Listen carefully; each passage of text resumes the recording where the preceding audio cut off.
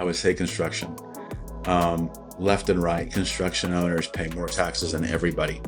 Well, I think, I've thought about this. I mean,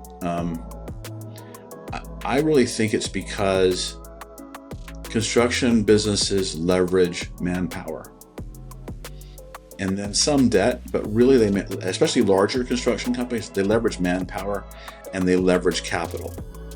So in fact, I was on a call yesterday with a client who's a construction company, and we're working out a sale to one of his key people of the business. And he was like, I know I've got a lot of, and I know I keep millions of dollars, and you saw that on my balance sheet in the business, but sometimes I need that, and here's why. And he kind of went through this explanation. He goes, I can't, part with that or put it somewhere where I may not be able to access it for something I'm doing for the city or for this mini hospital we're building or whatever it is. And so they need capital, and they need capital for their projects, but they also need capital oftentimes for their bonding.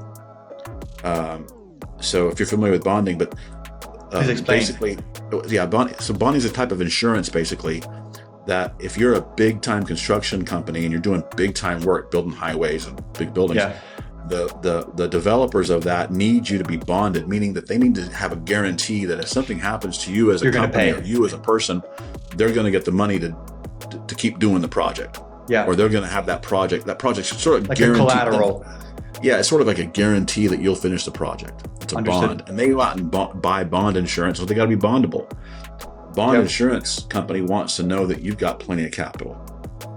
So they're looking at your finances and things like that, and your reputation, of course, and all those things as well. But capital is the big one. Do you have millions of dollars that's going to back you up as a business for this project? Because we all know projects don't go the way they're supposed to go. So that's part of it. So so it's construction companies. So they're less willing to do strategic planning because they're so tactical. But if they would do strategic planning, tax planning, they'd have more bondable capital. They'd actually have more capital. But it takes a thoughtful approach, and they're maybe the mindset's just not there. But that's what I see. Because they do. It's so the industries that needs a lot of capital and needs it quick are most oftentimes the one that would suffer more from that. Do you think, though, it's a limiting belief on their end? Can they change that? Or is it just the industry that's harder? No, it's definitely a limiting belief. I mean, it's just that it's because it's a pervasive belief across the industry.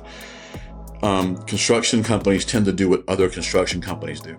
Because they all talk to each other, working together. You got a general contractor and a subcontractor, and those two people know each other, and so it's generally like that, and that's they're leaving the most on the table. There's not, there's no reason for that. It's just I understand their concerns, but we could create more capital on the balance sheet if that's what they wanted, with some structure and some tax planning, and the use of the kinds of products that we sell.